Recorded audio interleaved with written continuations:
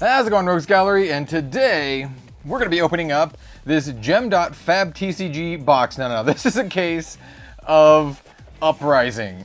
This is actually my fifth personal case, my fifth and final case of Uprising. Yes, I open up about 20 boxes per set to try to fill out my play set, and then I'll just buy singles from there.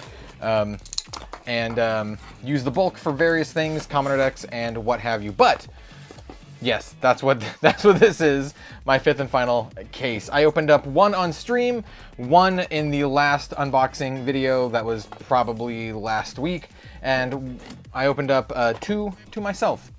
One of them was amazing. It was a fantastic, like, baller box with 3 legendaries. I posted about it on Twitter, and then one of them was absolute hot garbage. Literally no legendaries. It was really bad.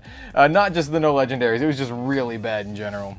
So fingers crossed that our final case doesn't suck the big one. And let's get started. Oh, I also have some Red Zone Rogue card back sleeves to sleeve up our sweet pulls. These are available right now on redzonerogue.com, and if you buy one, you'll get a cool little art card as well. Check these out. Super sweet. So we'll set these aside for the spice. And, I mean, assuming we actually get any spice. Oh, come on, we can do this. Oh, no. Whatever. That's what the box cutter's for. All right, so what am I looking for? Well, not a lot, actually. Turns out pulling legendaries in Uprising is actually not too hard to do. So I've only really need Flamescale Furnace. I need Flamescale Furnace for legendaries and the Fabled, and that's it. I should have a full playset. Oh no, I'm missing a couple like random cards. Like for example, I've only opened up a single non-foil negate, but I've opened up 3 foil ones, so there you go. Transmogrify, ooh, take the tempo. Nice, I have a bunch of these, but nice to get anyway. We have a foil Brain Freeze, and then we're just gonna kind of skip to the spice here, because we have a full case to get through. We have a lot of packs to crack here, like 80, 90 something packs. So hopefully we can get some spice. Ooh, we have a foil equipment already. We have a Glacial Horns. Normally, yeah, these get sleeves. I put anything that's like a 1 per box or 2 per box kind of thing in sleeves. So foil equipment gets sleeves, foil majestics get sleeves, and then obviously all the marbles, foil. Just yeah. I think you know. I think you know. We have a Cylinder Skin Devotion and nothing. I've been talking to some of my other friends who open up a lot of Flesh and Blood product, like, you know, who own stores and who just, you know, open up a lot of product in general. And we all are in consensus that this set is very, very... Ooh, dude! Let's go! It's the Aether Ashwing Cold Foil, but it's the special Marvel version with the cool border and the black art. Yo, let's go! I was gonna say, this set is very feast or famine, and hopefully this is a good sign for this case. Oh, that is so sick! I'm so happy about this. I'm definitely using this. Oh, that is so rad. Yeah, okay. So, I mean, that's a better pull than my entire last case. No, that's not true. I did get a Marvel Dracana Optimi, except that was my 3rd Marvel Dracana Optimi, and I have not pulled any of the other dragons. Only Dracana Optimi, which is not the Federico Musetti one. Who did that one? Who did that one? Oh no, I don't remember. So there's like, Steve Argyle did one, Federico Musetti did Tumultai, and then there's another one, who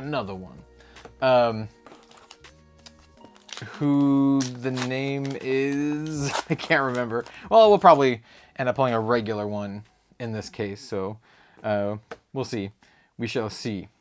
Ooh, we got a Rapid Reflex. The foil rares are actually kind of hard to pull as well. I think I only pulled like 18 of them in a case. So yeah, if you want to like deck out your deck in foils, the rares, not that easy, though they're probably very cheap Ooh, hypothermia. I really need hypothermia. This is one of the ones that I only pulled 2 of in like 4 cases. I only pulled 2. It's a beautiful card right there. And yeah. So there's hypothermia, and there's like another one as well. Like double strike. There's a couple ninja ones too. It's like double strike and the one that's kind of like route but isn't route. You know what I'm talking about. You know what I'm talking about. Yeah, I think I need, well, I don't think, I only pulled 2 of each of those. So getting those in this case will be great. It'll fill up my full playset collection. And then I really, really need Flamescale Furnace. Like that's the big one. That, ooh, look at that erase face. I have a lot of these erase faces. They're actually worth a decent amount of money. Like, I don't know, like 15 bucks maybe?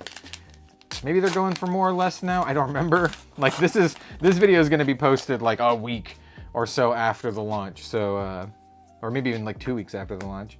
So the prices are very likely not what I'm saying here. But I pulled a lot of these. I think I have a full, or do I have 2 or 3 rainbow foils and then 6 regular ones. So yeah, pretty good, pretty good. It's a decent card. We have Invoke Miragai, and then this gorgeous Billowing Mirage, and then nothing. Stone, nothing. Yeah, I think the set is awesome. I think I mentioned this in the last video, but I think it's one of my favorite sets that they've ever made. Uprising. That's the name of the set. For multiple reasons, right? I think it's easily their best or the most well-designed set, maybe outside of Welcome to Wraith. Welcome to Wraith was very, very tight because, you know, this is the first set and it just had to be very, very tight. And I think this set is also very tight, and a lot of the risks they took with some of the cards I think are very, very smart. So the Fabled card, for example, is one of them, where I think it's like, when you look at it on the surface level, you're like, oh, it pitches for 4.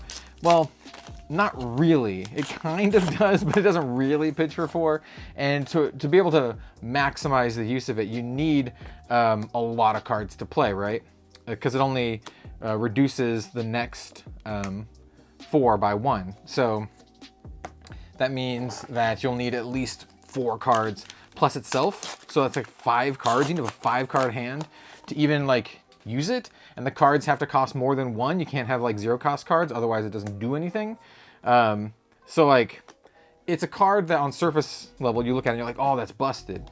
But I don't think it's actually busted. In fact, I think it's very, very well designed and smartly designed, right? So like I'd like to compare it with so if you use it in Dromai, right, you pitch it, you'll get an Ash, and then, ooh, great card here, Tome of Firebrand. Tome of Firebrand, incidentally, one of the cards that the Legendary, or the Fabled, is very, very good with. I forgot what I was talking about. Anyway, I think it's very well balanced. Yeah, and I think a lot of the stuff in the set is like that. It's very, very, like a very, very well designed and balanced set. Now, we'll see. Ooh, look at another Silken Form. I've pulled 3 cold foil Silken Forms. It's beautiful. It's definitely a card that I really wanted to get and play with. Yeah, I really dig it.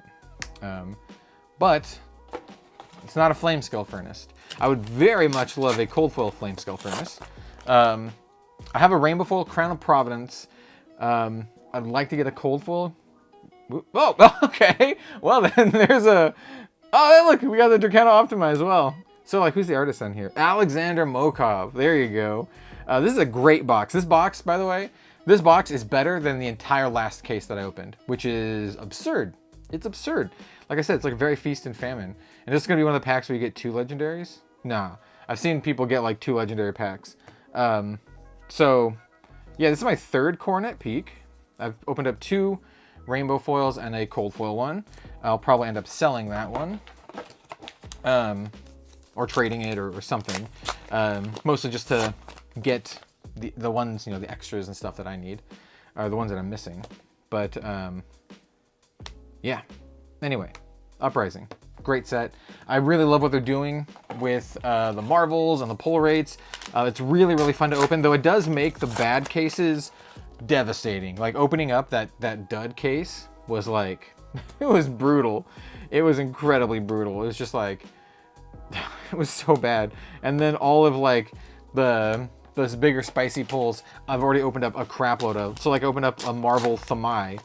That was like my 5th one. And I opened up, like I said, the Marvel Dracana Optimi. It was my 3rd one, and I had not opened up any of the other dragons. So it was just like, cool, thanks for the stuff that I already have, and nothing spicy.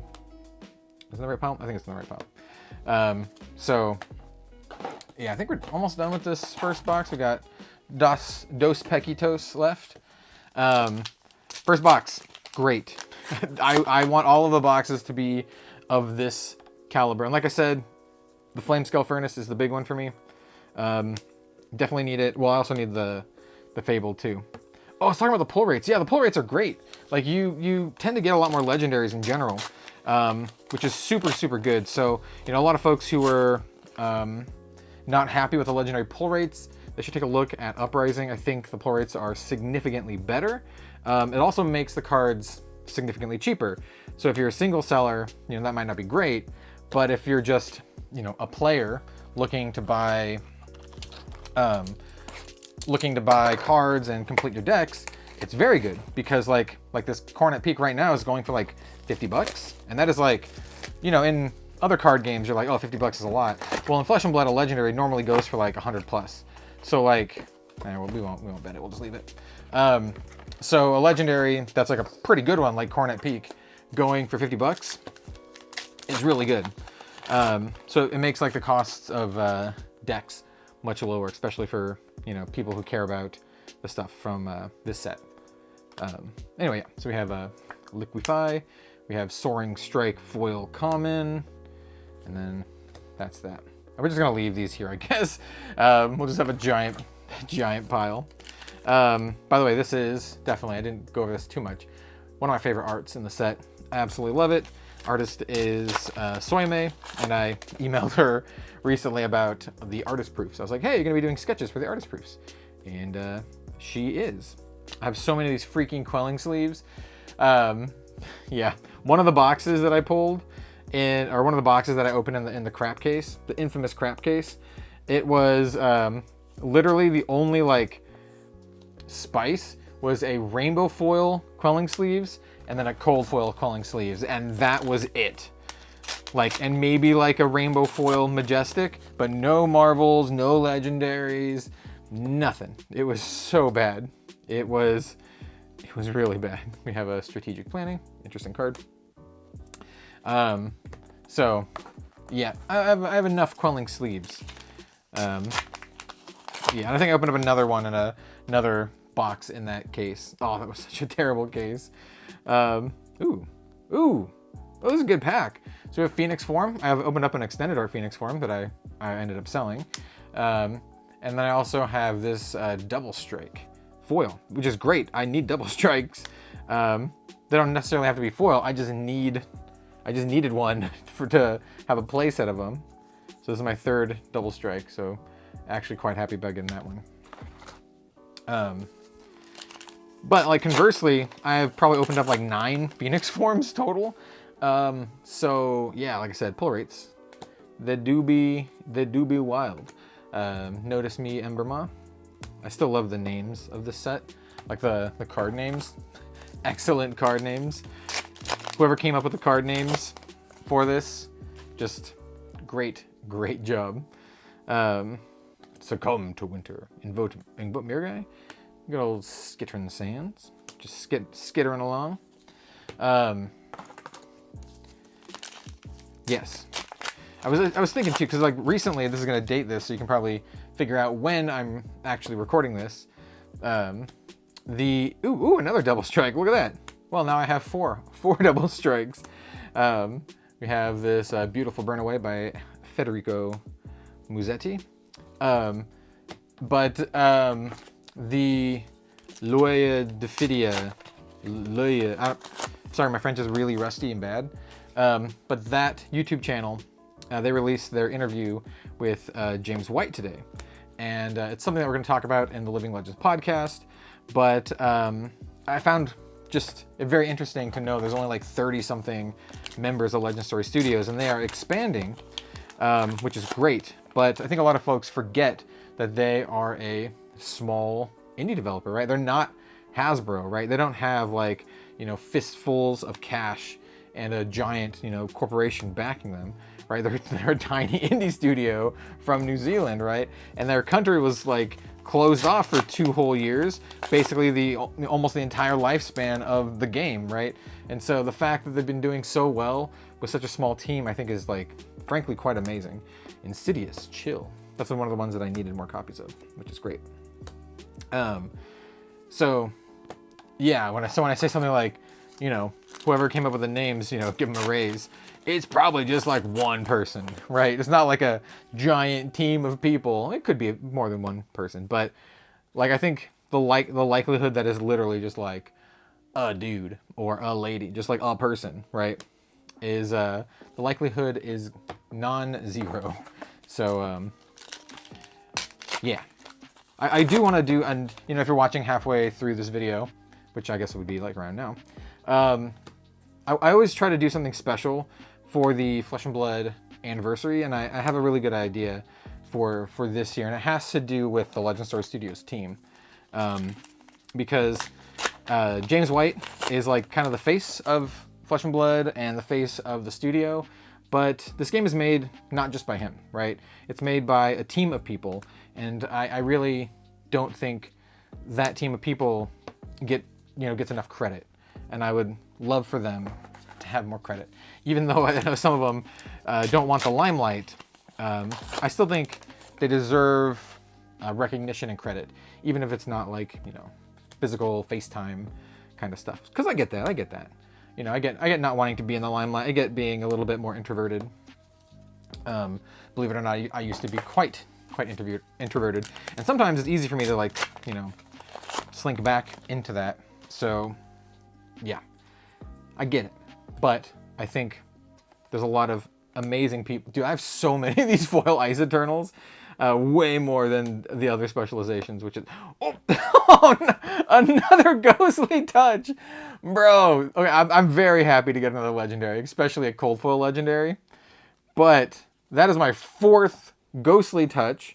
I've opened up 2 rainbow foils and 2 cold foils, so yeah, I'm not complaining, but I am saying that's gonna be on the trades. It's gonna be on the trades.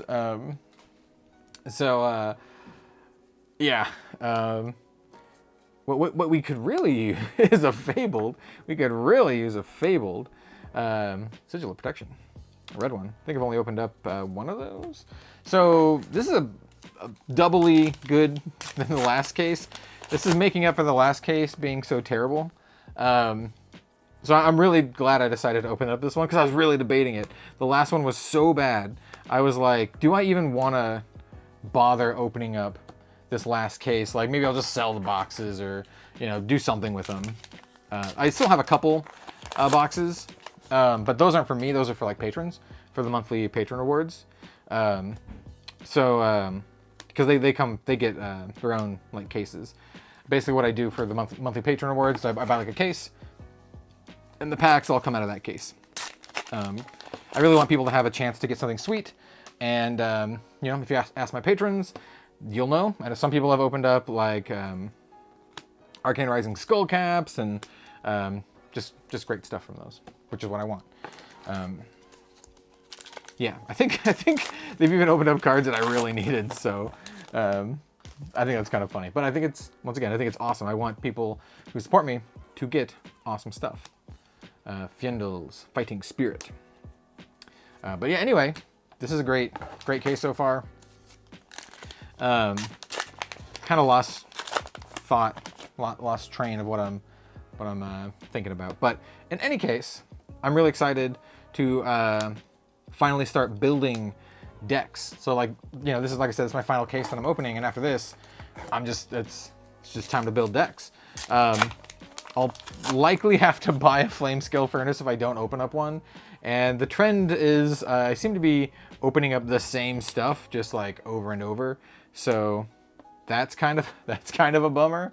Because like I said, four Ghostly Touch and 3 Cornet Peaks, but no Flamescale Furnace is kind of like a par for the course here with my Uprising experience, right? Raz up, got Uvian. Frosting, one of the best names in the set. Whoa, yo, check it out. Dude, this box is nuts. I got a Ghostly Touch in this box too. Did I get the Cornet Peak and the Ghostly Touch in this box, or was the Cornet Peak in the first box? I think the Cornet Peak was in the first one, Cornet and Ashwing. Anyway, this is an Invoke Yendrai, which is sick, dude. Look at that. Nice. I needed one of these, so very happy with that. Get in a sleeve, please. Like, this is just going to be a giant conglomeration of cards here. But, yeah, great case. So far, great case. Can we do better? Yes, we can do better. We can do better. Cinder Skin Devotion. I really like the art in that card. All right, so that's like halfway through. Really, really good stuff here. You know what? Let's put. I have an idea here. Since we're opening up a case, I don't typically open up, by the case. It's usually just like a box. But I think what I'll do here is I'll just compile all of the non-foil Majestics, and then all of like the spicy cards can live down here. So like this Ashwing is amazing. I think the spiciest ones so far are the Ashwing and the Cold Foil Legendary, and then the Yendrai, and then, well, no, and then the Cornet Peak, and then the Yendrai. All right, so let's just organize it kind of like this for now. Yeah, that's fine. That's fine. No need to get super pedantic about it. We're gonna keep this Ashwing on top because I'm really excited about that Ashwing. All right, anyway, more boxes. You know what? Actually, now's a good time to like cycle the camera. And when I say cycle the camera, that means I mean stop the recording. Oh, dude, it didn't pierce. I mean stop the recording and then do it again because my DSLR only has like a 29-minute like timer on it. I keep nudging the tripod. Hopefully it doesn't knock anything around too much. All right, so same thing, Third verse, same as the first. Flamescale Furnace and Blood of the Drukai. If you haven't seen our the live stream that we did, ooh, Race Face, check out. That's pretty good. You should definitely go watch it because someone opened up a Blood of the Drukai. You'll know it's not me because obviously I'm saying that I need one, but someone did. And the people in that stream, it was me and the rest of the boys from the Living Legend podcast. So me, Az from Go Again Gaming, and Bill from the Spike Feeders, as well as DM Armada and Jim from Fab TCG Cards. All great guys, all really good friends of, me personally and of the channel, obviously. But one of them opened up a Fabled, and I was very, very happy for them. So definitely go watch that stream. Also, we just like chat and banter about a bunch of stuff. It's a good time. And I think we'll probably be doing that every single, set that comes out. Just kind of like a tradition kind of thing. Because it's, ooh, oh, yes! Oh, here we go! Cold Foil Heat Wave. This is one of the commons that I really wanted. I think this is the Cold Foil common that I wanted the most. Because it has art by the artist I mentioned already, Soyame. Yeah, I wanted to get an artist proof of this and of Cornet Peak because she is one of my favorite Flesh and Blood artists. And she doesn't always do like the, pretty lady artwork. She also does like some really awesome brutal artwork. Like she did Doomsday and Bounding Demagon. Great, absolutely great artist. She has a wide range of talents, and I think it's awesome. I think Flesh and Blood artists are still severely underrated in like the TCG art world. They're fantastic, and I love that they're letting artists kind of make use of their unique styles. Another heat wave. This is the double heat wave box. All right, I'll take it. It's a very pretty card. Would like one of those double Fabled boxes that a lot of people are opening. The Fabled pull rate is so high though that I think they're selling for like $150 right now, which is, you know, less than the price of 2 booster boxes. So instead of buying like 2 booster boxes, you can just go get yourself a Fabled. So my plan is after I open up these 2 boxes, probably sell my extras and then buy, then just buy the cards that I need. So, and by extras, I mean like, ooh, look at that. Is that all you got? That's going on over here. Arctic Incarceration, great card. But yeah, I mean, selling like this Ghostly Visit, or the Ghostly Touch, not Ghostly Visit, Ghostly Touch and the Coronet Peak, because I already have them. So yeah, that's my goal. We have Engulfing Flame Wave, Take the Tempo, Cinder Skin, nothing. So yeah, and I'm also obviously really looking forward to the next Flesh and Blood set, but that's not coming out until like November, which is many months from now. So we have a large chunk of time between now and then. So, you know, lots of stuff coming this week. I also plan to do, hopefully, we'll see if it comes out this week or next week, but like a top 10 Uprising video. I wanted to do a prediction video, but I just never got around to doing the prediction video. And now that the set's out, then there's like no point, obviously. And I never did a follow-up to my Everfest predictions. Turns out I got most of it wrong. Most of the predictions wrong. One of the funniest predictions, though, from that is that I predicted that there would be a Fiendel card in Everfest, right? Because Fiendel is associated more or less with Aria, which I guess is now not associated with Aria. It's just associated with the world of Wraith in general. But yeah, that definitely did not happen, and we got a Fiendel card here in Uprising, which is kind of funny. All the Fiendel cards are generic, and they all gain you life, which is interesting, right? So the Tome gains you life, the Heart, obviously. Ooh, Burn Them All. Let's go, dude. My crappy case didn't even have a Burn Them All. So, like, that's how you know it's extra crappy. It doesn't even have the best card in the set, right? And I say, it feels like I got like a, I think I got like a paper cut. Yeah, best card in the set. And it's not just because that's the card that I spoiled, but it's also because it's the card that I spoiled.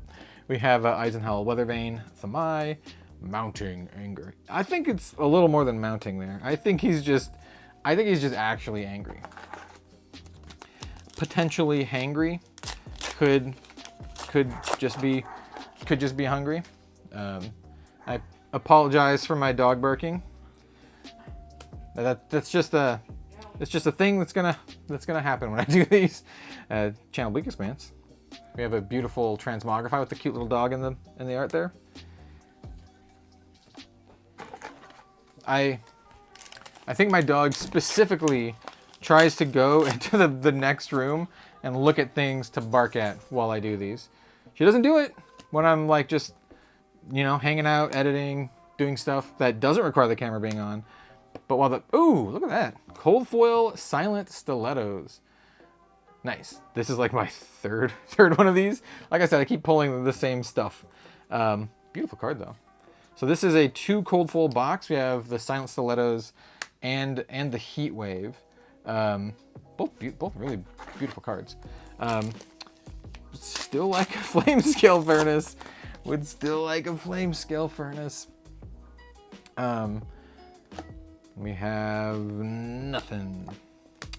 I forgot what I was gonna say.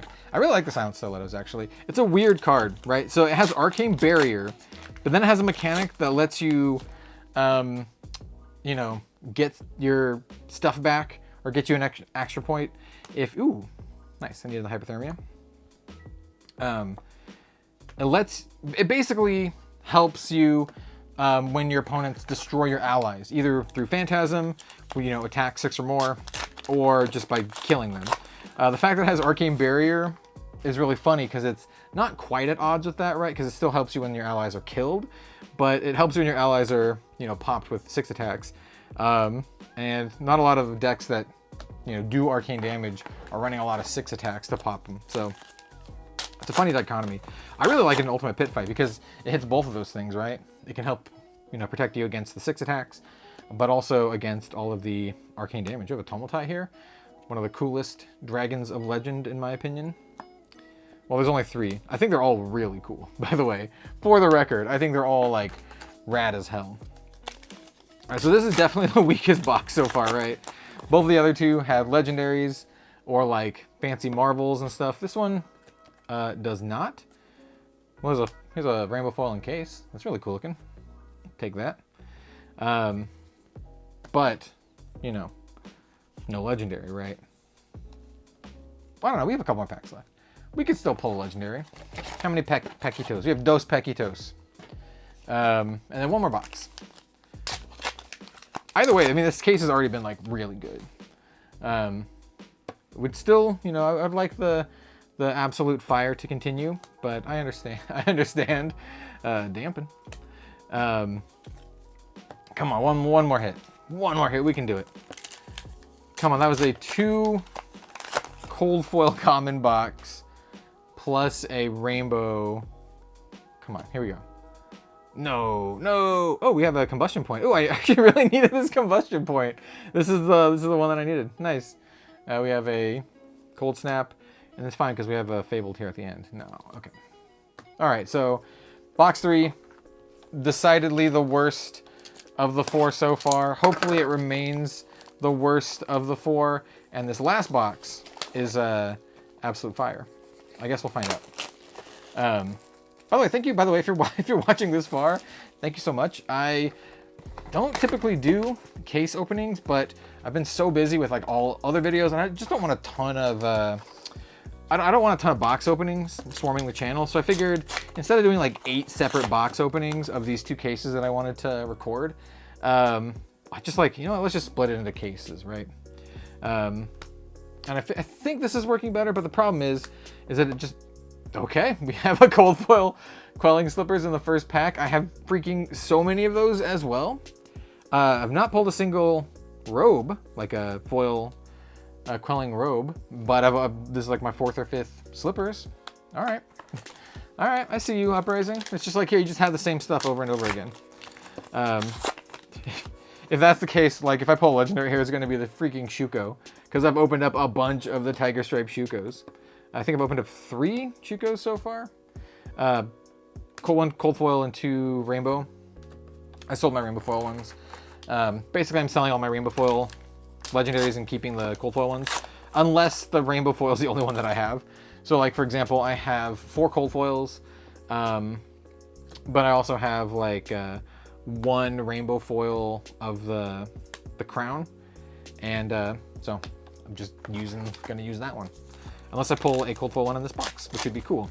But I'd rather pull the flame scale furnace because I need it to make decks. In fact, I need it to make my next UPF deck. It's going to be Dromai, and I want to use the flame scale furnace and the fabled. Which also reminds me, I bought a metal print of the Blood of Drakai from Steve Aagaard. That thing should be coming sometime. We have a Vipox, pretty cool. Beautiful sigil of permafrost, like actually one of the coolest looking. That double Phoenix Flame pack. Yeah, one of the coolest looking rainbow foils in the set, I think. I really love how they're doing like the spot foiling in these sets, especially the spot foiling on the cold foils. My least favorite card of the set, Eisenhower Weathervane, the card that's the most win more card that I've seen in Flesh and Blood in a long time, because it literally does nothing unless you have 4 cards worth of value already. Yeah. The next time you Ice Fuse this turn, create 2 Frostbite tokens under target hero's control. Go again.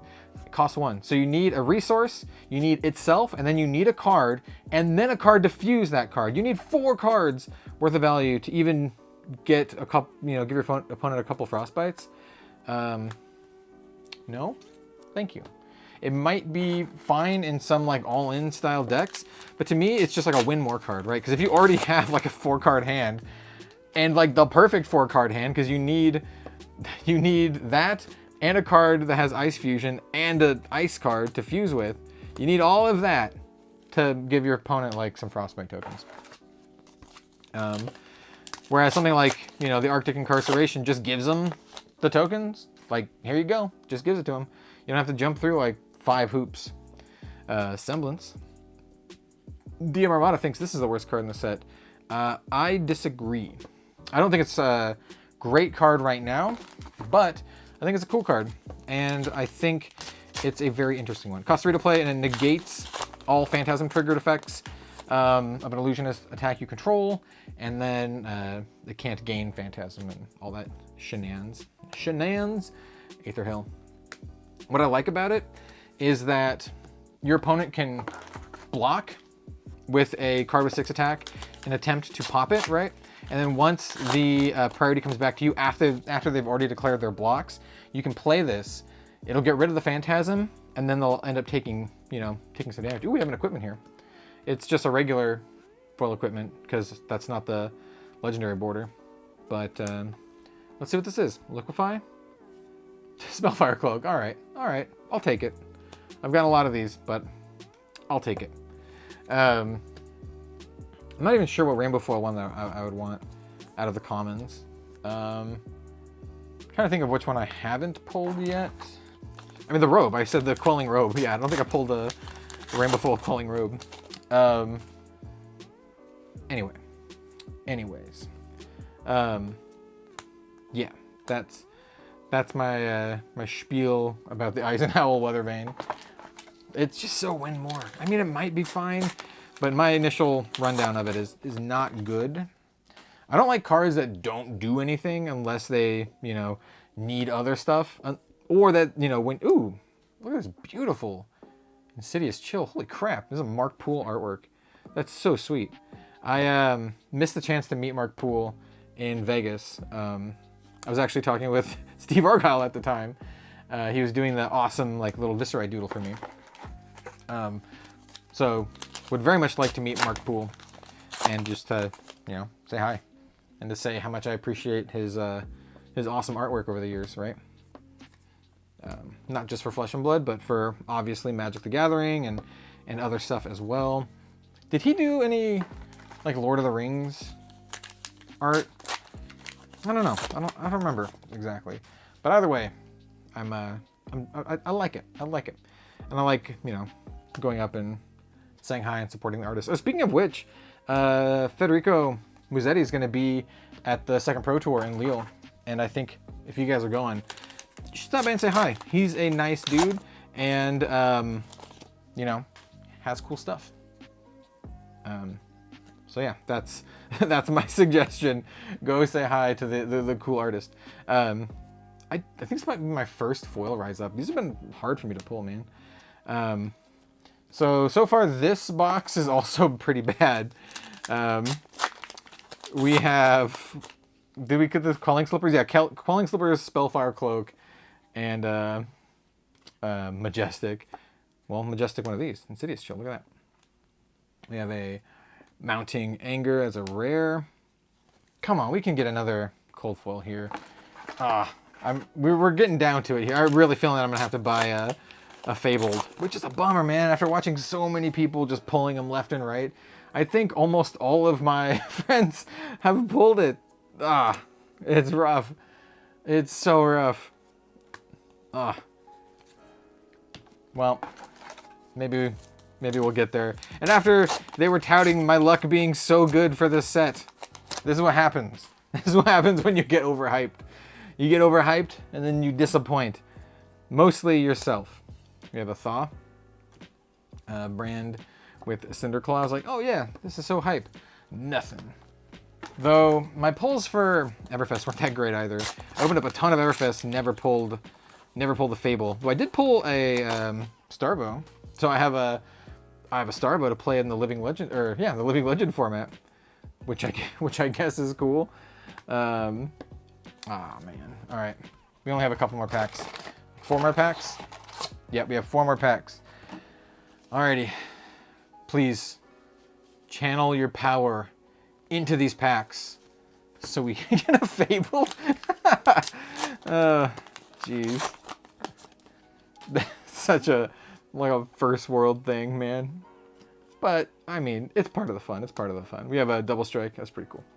What I am happy about is I won't have to buy any Majestic singles, at least, because I will have, I think now I've opened up a full playset of everything, which is really good. Yeah, so I am happy about that.